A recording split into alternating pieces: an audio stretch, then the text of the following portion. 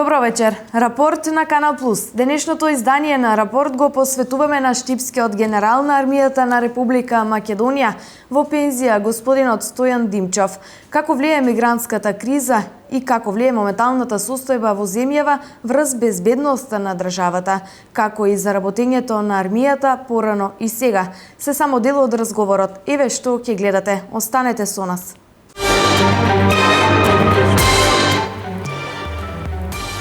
Некои поголеми сили имаат негативно влијание на безбедностната состојба, така да ние мора постојано да, како би рекол, да отвараме очи. За жал, не успеавме да влеземе во НАТО како еден голем безбедносен чадор. Знаете, и гледачите знаат 2008 година што се случи на самитот во Букурешт, кога до последниот ден се зборуваше дека Македонија ќе биде примена во НАТО заедно со Хрватска и Албанија, меѓутоа се случи тоа што се случи.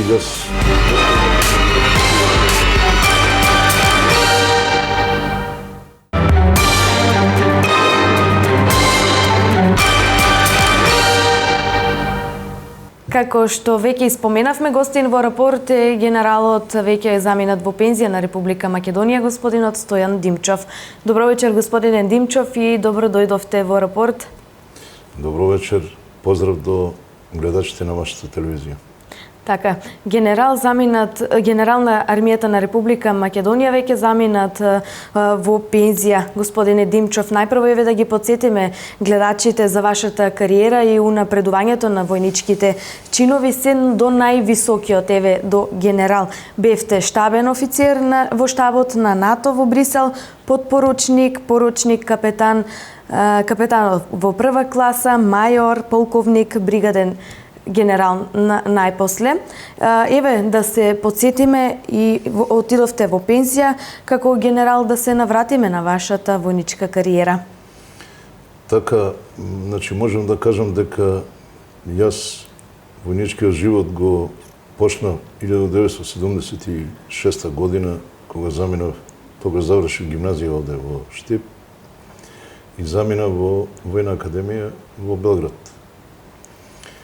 А после тие 4 години веднаш така тогаш беше законот, почнав со првиот чин кој го прочитавте и другите чинови супер ги прочитавте, значи подпоручник, и потоа поред сите чинови до највисокиот чин генерал.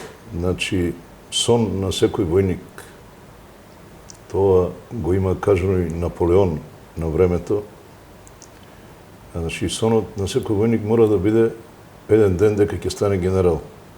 Но дали ќе стане и нормално дека сите нема да станат генерали, меѓутоа тој сон треба да го води за да биде посветен во работата, во службата, во извршување на секојдневните задачи, да биде добар старешина, а мал процент стануваат генерали, што е нормално, нели? Така. Инаку, како што гледате, развојот на кариерата, како на секој војник, значи, почнувајќи од еден чин, друг чин, трет, до сонот кој треба да биде на секој војник, да го води во својата кариера.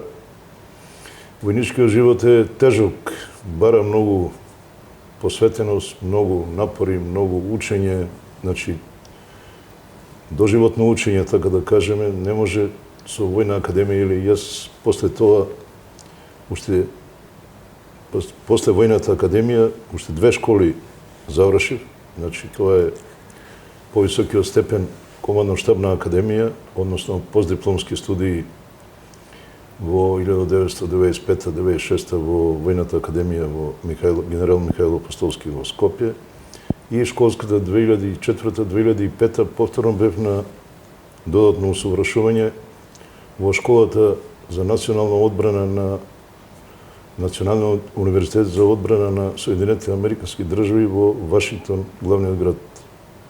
Така.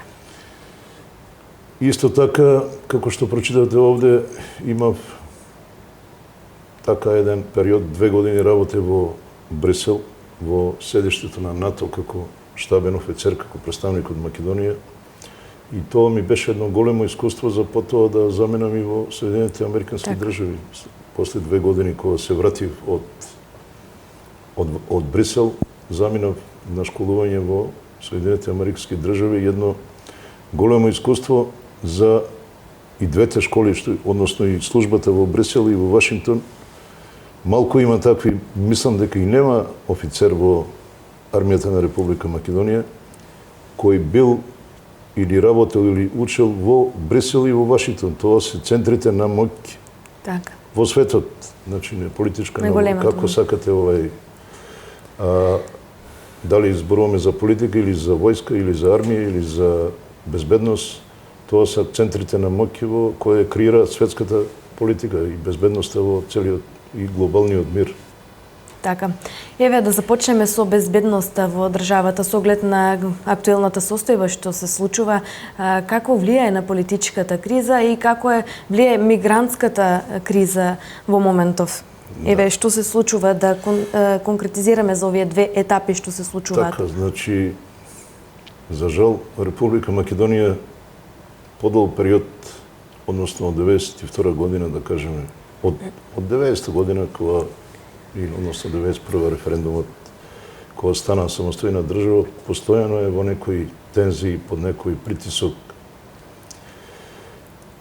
Некои поголеми сили имаат негативно влијание на безбедностната состојба, така да ние мора постојано да, како би рекол, да отвараме очи.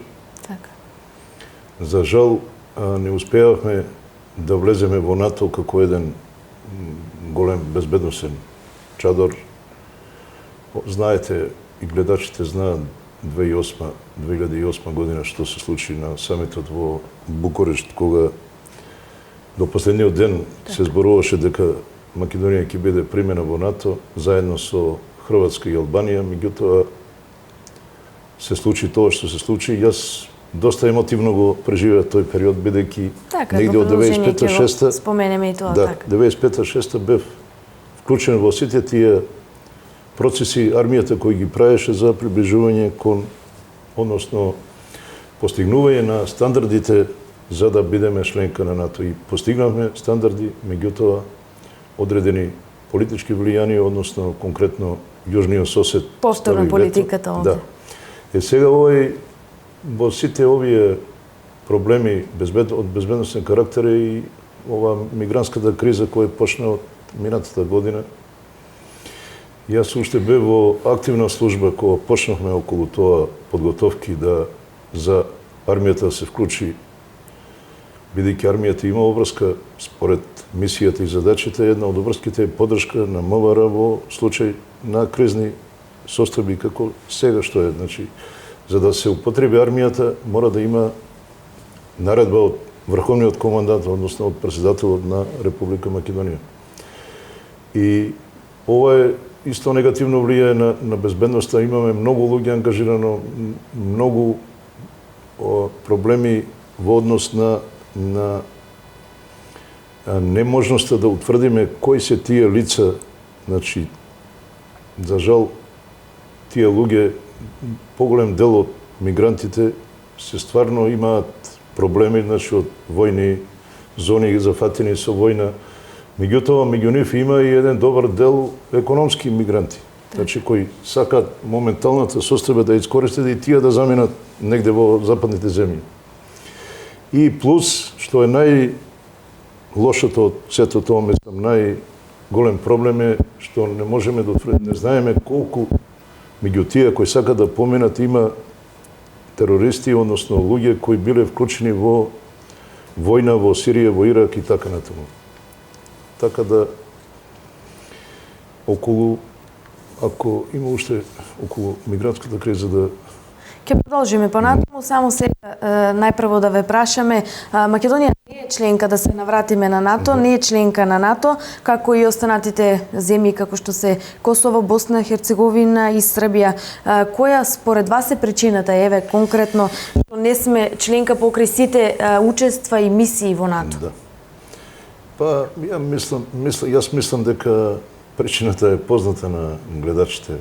и на сите нас, дури кај нас во Република Македонија, сите сме многу добро информирани и некако посветени и сите имаме голем број, сега негде 80-90% покажуваат анкетите дека граѓаните на Република Македонија се за прием во НАТО и во Европската Унија. Меѓутоа, гледате, ова се случува и за НАТО и за Европската Унија. Ако бевме членки на НАТО и на Европска Унија, многу полесно ќе се справевме и со оваа мигрантската криза. За жал, видите ли, ние сме во еден не секојдневна ситуација, односно ние примаме мигранти од земја од Европска Унија. Значи, Јужниот сосед е од членка на Европска Унија, малку невообичаено, нели?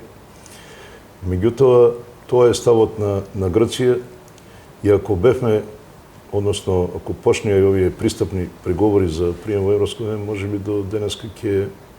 Меѓутоа, основната причина е таа дека секако и овие другите работи имаат негативно влијание на имиджот, да кажеме, на Република Македонија во очите на Европска Унија, на членки на НАТО држави и така натаму.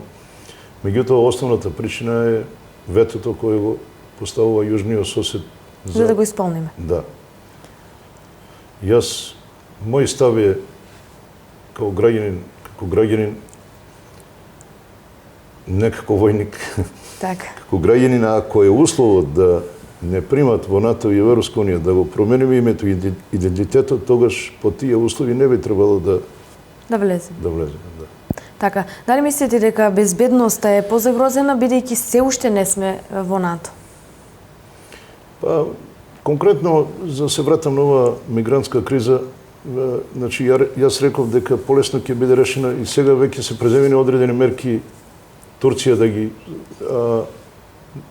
малку пошироко може да објаснам за значи Обединетите нации се главен носител на има тој комесаријат за бегалци. Така. И има внатрешно раселени и за тие Обединетите нации не се надлежни, него за оние кои напуштат територијата на државата. По правило треба првата соседна држава, вие се сеќавате, добро, вие сте млада, во 1999 година имаше преку 300.000 лица од Косово кои дојдоа во Македонија. Ние тогаш ги прифативме и сосема коректно, значи, дојдоа во првата соседна, малку отидоа во други држави. Дали се повторува истото од пред неколку години? Па, гледайте сега се случува нешто подруго во смисла на тие сите луѓе кои, така да кажеме, доаѓаат од малку подалеку географски гледано од Блиски Исток, Среден Исток, веќе да кажеме Авганистан и по правило би требало да бидат раселени во најблиската држава кај што е безбедно. Еве у Либан има исто околу 3 милиони бегалци има. Така. Тие се под капата, така да кажам, на Обединетите нации, наши Обединетите нации преземаат мерки за нивно згрижување, сместување, исхрана, лекарска помош и така натаму. И сега ова спомнавте околу за НАТО. Така, дали е безбедно што не сме членки? Да, значи, видите, секако, ако сме членки на НАТО, полесно ќе се справиме и ќе имаме повеќе помош од останатите членки на НАТО. Бидејќи НАТО работи на принцип на солидарност.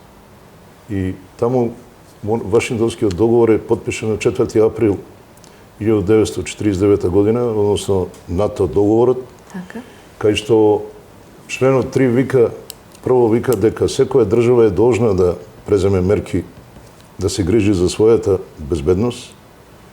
Меѓутоа, членот 5 вика ако една држава биде нападната, членка на НАТО, ако биде нападната, ќе се смета како напад на сите членки на НАТО и тогаш солидарно стапуваат на сила, односно други држави помагаат на државата членка да се справи со безбедности проблеми, доколку постојат проблеми.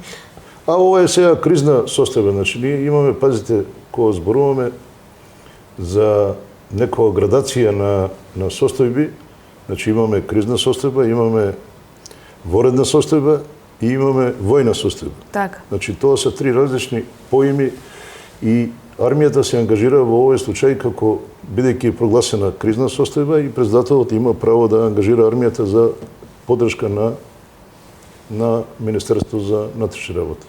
Така, еве деновиве почнаа да се испразнуваат и камповите на границата Македонија, помеѓу Македонија и Грција и Домени, да ги дислоцираат камповите. Каде ќе заминуваат и дали е можно повторно да се вратат или да дојде нов бран на бегалци? Така, значи, Европската унија постигна еден договор со Турција да Турција ги прифати. И таму има криза, да, постои. Да ги прифати овие сиријски бегалци, меѓутоа имаше таму и некои услови во договорот, нели, па на Турција безвизен режим така. да добие и така натаму, и сега баш денеска слушам негде на телевизија дека турскиот председател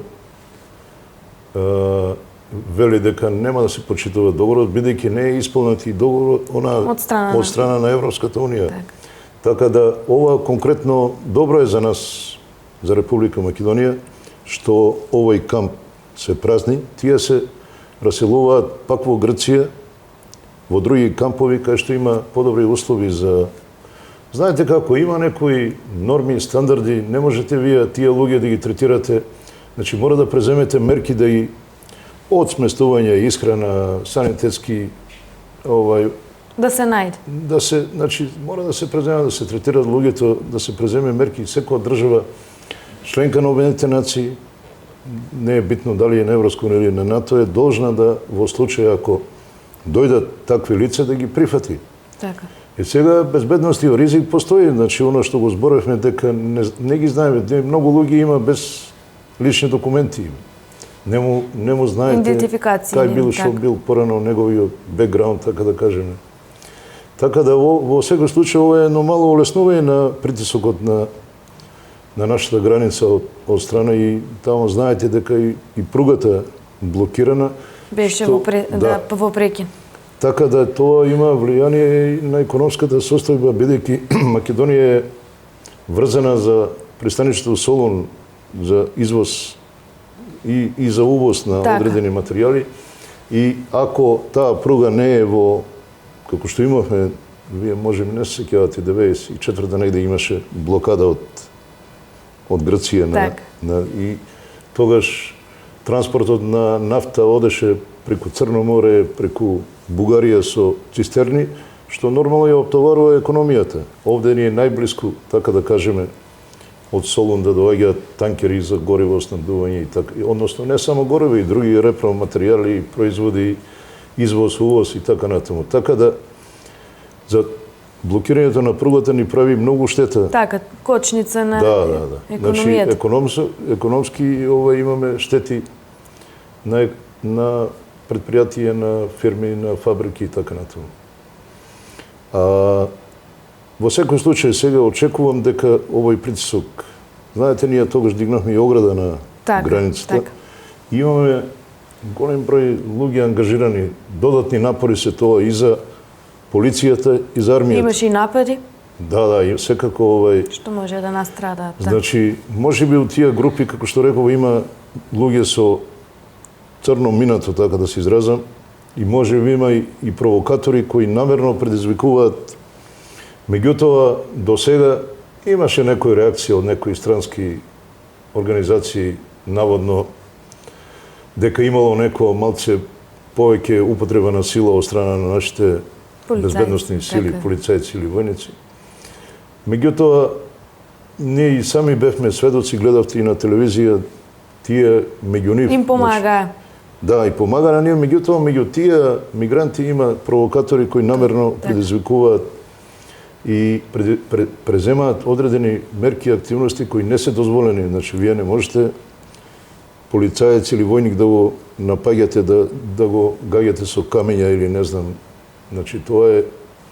Никој не може да го оправда. По сите светски стандарди не е дозволена таа работа. Така, мислите ли дека може да има нов бран, еве да се навратиме на мигранти? Гледајќи ова сега што се случува, дека Европската унија и Турција, тој договор што го постигна, дека се уште не е влезен во фаза на решавање, Можно е, ако Турција и Европската унија не постигнат тој заеднички договор, односно договорот кој е постигнат да почне да се спроведува, Така.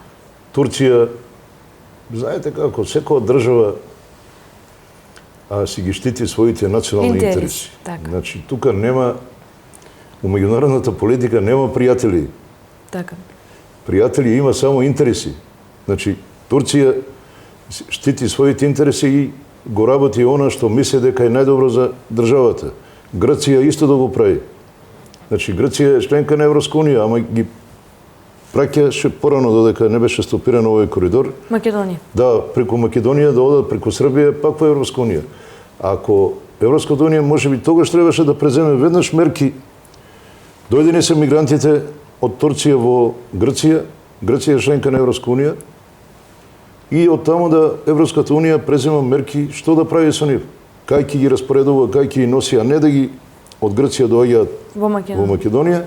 Безбедноста се намалува Да, овде? па Македонија па во Србија, од Србија во Унгарија, па Унгарија се сеќавате тогаш. Овој го критикува многу премиерот на Унгарија. Така. Меѓутоа тој излезе и вика тоа се наши национални интереси, од тука нема остапка. Тие веднаш ја блокираа границата. Тие малци го критикуваа од Европска унија, као нели Унгарија членка Не на ги ни Европска пуштија. унија. Па Словенија си исто презема мерки.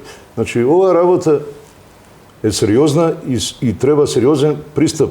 Не може да се реши преку ноќ. Така. Јас можам да кажам, еве, као човек од тој безбедносен сектор, дека Македонија на време си презема мерки да си своите интереси да си ги зачува, да си обезбеди границата Така. и да се намали било каков безбедносен ризик да се случи. Вие џабе може на секој да му помагате ако вие своите интереси, Не ги својата браните, така. безбедноста на државата ја загрозувате, ништо не сте направили. Да прекине во секој случај ваквиот ланец. Што се случува во транзитниот центар во Гевгелија? Еве помага и Полска и вишеградските земји. Така, Вишеградски. Да. Значи Европската унија испрати има и од Словенија, од Полска, од неколку Чешка, чини ми се полицајци нивни, да заеднички се решава овој проблем. Сега состојбата е мирна, така да кажа, значи намален е тотално бројот на мигранти. Имате ли сознание колку Да. е? Не можам да кажам број. Немам таква информација. Меѓутоа, во секој случај е рапидно намален. Меѓутоа, тоа не значи дека ние сега треба да војската и полиција да повлечеме. Така. Значи, мора да се превентивно делува. Сега, овие сите мигранти, бегалци, се е тоа резултат на некои војни действија кои се случувале во Сирија, Афганистан. Покрај, значи, најголемиот број се такви кои бегаат од војни, од зони кои се зафатени со војна. Меѓутоа, реком, има и економски кои користат моментот да заменат. Така. А има и оние со црно минато кои правеле разни проблеми и така натаму. Така да очекува секако, ако причините, значи мора да се направи анализа кои се причини за ова се последици што доаѓаат. Така. Лечење на некои последици кои, меѓутоа, причините се многу одамна Значи, треба да се бара решение на Блискиот исток, на тие држави, да војната, Сирија, знаете, има граѓанска војна, Афганистан е, си тоа, јас сум 3 пати бил во Афганистан. Такви проблеми од безбедносен карактер кои се случуваат, не се решаваат преку ноќ.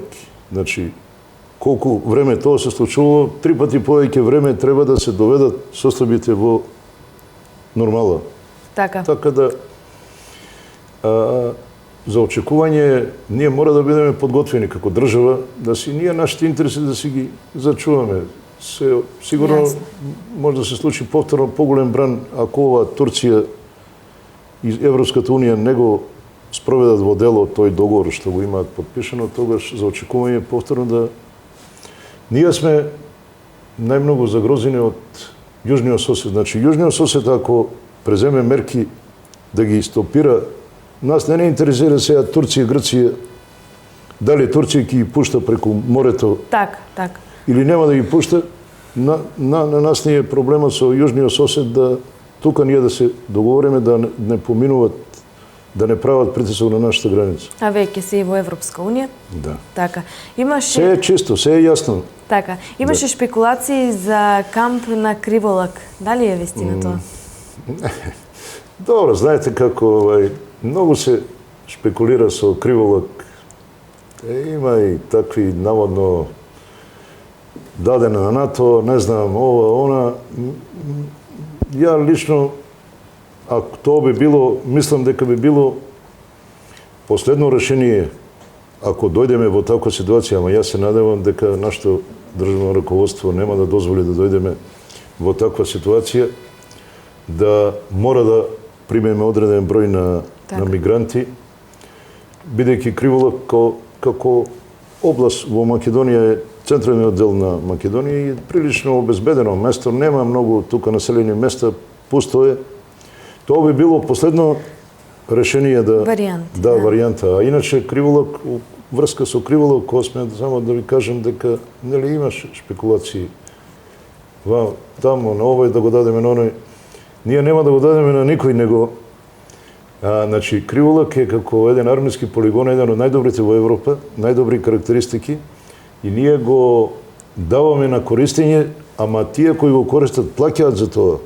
Значи има си ценовник, еве на гледачите да и биде јасно да ценовник, ако дојде една единица, 100 луѓе пример дојдат на вежба, тие плаќаат за сместување, плаќаат за исхрана, плаќаат за по ден за користење на одреден полигон. Вежби. Мора да ги почитуваат строгите норми на еколошка заштита на околината. Значи има си елаборат за еколошка заштита на полигонот. Точно е прецизирано кои средства смеат да ги користат, кој експлозив, кои хемиски материјали. Така да мора да биде заштитена животната средина на најблиските места тамо луѓето кои живеат.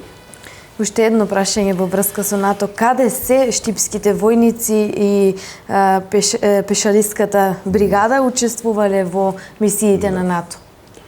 Значи, кога зборуваме за мисиите надвор од државата, не само на НАТО, значи тоа е една од задачите на армијата, трета да кажеме, поред, која вели дека армијата на Република Македонија ќе учествува во одредени мисии надвор од државата и да дава придонес за светскиот мир под капата на Обединетите нации, значи тоа е прво, НАТО, Европска унија и ОПСЕ. Значи ние имаме обврска како држава, ние сме дале обврска, значи во Њујорк, во Обединетите нации и во НАТО. Вие не можете да бидете, како да ви кажам, сакате да влезете во некоја организација, а да не дадете некој придонес. Така. Значи тоа е пак е на она база на солидарност. Вие морате, секоја држава мора да даде некој придонес за зачување на глобалниот мир во светот. Точно дека тоа е финансиски трошоци има за НАТО, така НАТО за Обединетите нации мисиите, односно финансиски ги покрива Обединетите нации ги покрива. Така. А за НАТО, Европска унија ние имаме сега под капата на Европска унија во Сараево неколку представници од армијата. Тоа е мисија на Европска унија. Имаме во Кабул, во Афганистан, исто војници и старешини тоа е мисија на НАТО, значи под капата или организација на НАТО. Имаме еден старешина во Либан, како воен наблюдуваш, значи тоа е во организација на Обединетите нации, на организацијата на Обединетите нации. На едно време, сега имаме полна број, така да кажам, вкупно.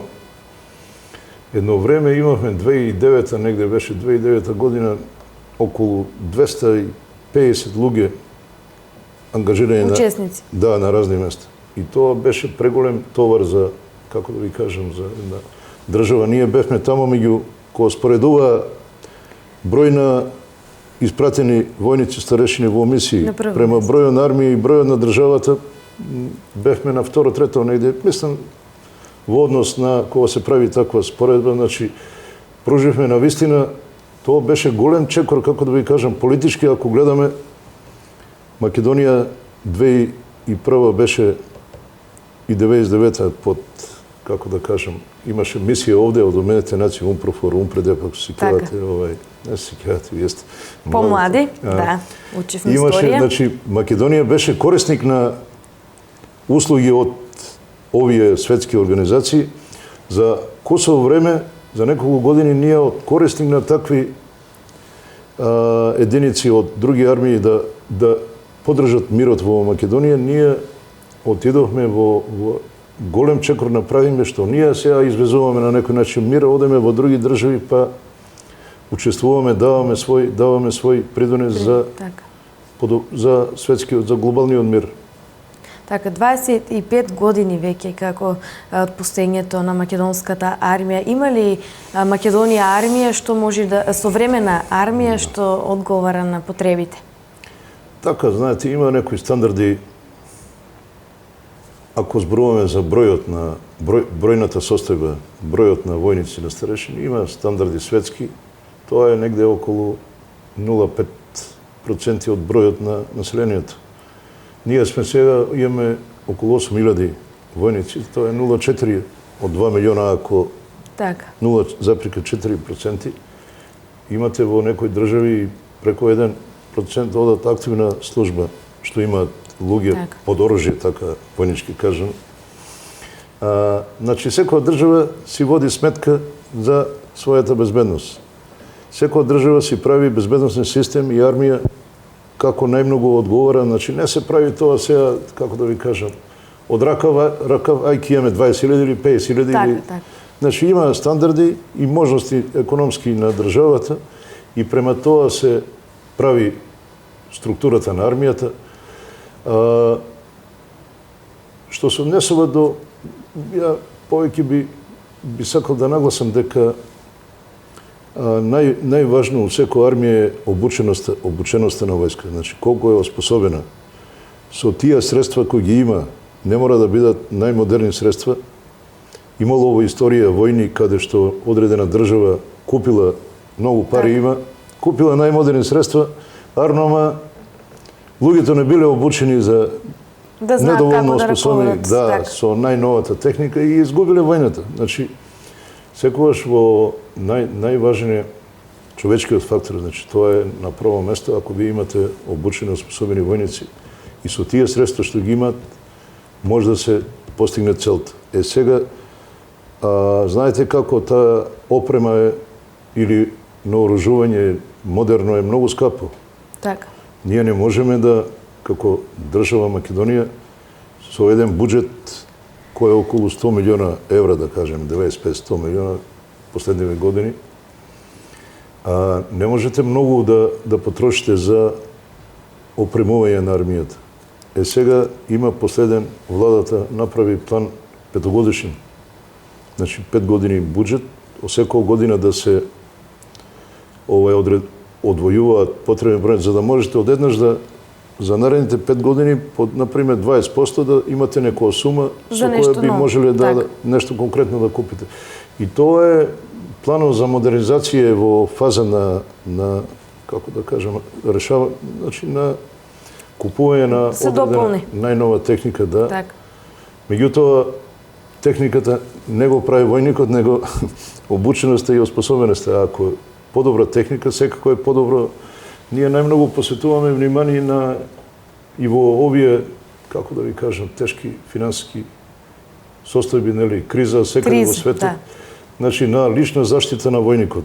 Средства кои ќе го заштитат, бидејќи на нас секој војник не е потребен. Техниката е да се уништи, ќе купите друга техника и не знам, и да биде оштетена и така натаму, меѓутоа човекот е на прво место. Одговараме ли на потребите? Па, значи, армијата си е концепирана и структурирана, организирана према потребите на државата. Значи, она што на нас ни треба, ова армија, сега, ја спомнав една бројка 8.000, значи, тоа е 8.000 кои се активен состав. Има предвидено, така наречена активна резерва околу 1800, 1782 активна резерва и околу 20.000 е предвидено за ако дојде до влошување на ситуацијата за резервен состав. Значи, тоа би биле негде околу 30.000 луѓе кои би биле подготвени за ако дојде до некои несакани состојби, нели? Така. Дали е донесена правилна одлука за да се укине задолжителното одење служење војска и безбедноста на државата да се сведе само на професионално ниво? Видите, тоа се случи пред 10 години, овој период негде 2006. Моја лично мислење, јас го реков и порано, дека малку избрзаме со тоа. Сега повозрастни луѓе, сите кои ме среќаваат, викат треба да има војска, да служат војниците. Бидејќи војската не само војничкиот дел се учат и многу други, значи многу други бенефити има. Така. Од социализација, од учење, од дружење на луѓето, од заеднички живот, од еден ред, така да кажеме. И сега имаше порано една синот, ако малку прави проблеми, родителите му викат, ти кога ќе отидеш у војска, ќе видиш, ќе те стават у ред. А не би требало такво мислење да има. Ја викам, не треба да чекаме ние еден човек да дое до возраст 20 години, па војската да го става во ред. Така. Значи, тука има многу други фактори, институции кои, почнувајќи од семејството кое треба да го гради тој човек, па градинка, па основна школа, па средна школа и така натаму. Значи, некако се сведуваше да војската само треба да го доведе човек во ред. Не би требало така да биде. Меѓутоа, стварно, тие што служеле војска, секој ваш возрасен човек кој ќе го прашате, секој... И нашите родители. Да, имаат убави импресии дека научиле нешто, научиле некој ред. И тоа е, по мое, сега има ова служење 3 месеци доброволно.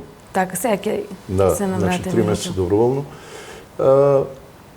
Тоа е одлука. Има ли интерес, еве, веќе времето полека ни одминува, последно прашање, дали има интерес за пријавување, доброволно пријавување за војска во армијата на Република Македонија? Па, има доста интерес. Знаете зошто? Основен мотив младите да доброволно се јават е бидејќи за да се пријави за професионален војник, еден од условите е да има ослужено 3 месеци ова што го збориме доброволното. Така да, пардон. Така. Во секој случај позитивно да Така да има доста интерес и нели женскиот пол служат. Тоа е од 18 до 26 години може да се пријават. така. И Од женскиот пол има ли интерес или? па просечно, како да ви кажам, околу 10% се од женскиот пол. Бидејќи и професионални војници има Така. од женскиот пол. Така да, знаете како, право е на секој граѓанин да се обучува за одбрана на својата држава. Вие не може да му скратите правото на... Значи, едно време беше и обврска, и сега постои обврска служење во резервниот состав, меѓутоа има интерес и било би добро да има уште повеќе. Така. Господин Димчов, ви благодарам на гостувањето во Рапорт. Се надевам дека одговоривме на многу прашања на нашите гледачи и граѓани во Источна Македонија. Благодарам и на вас.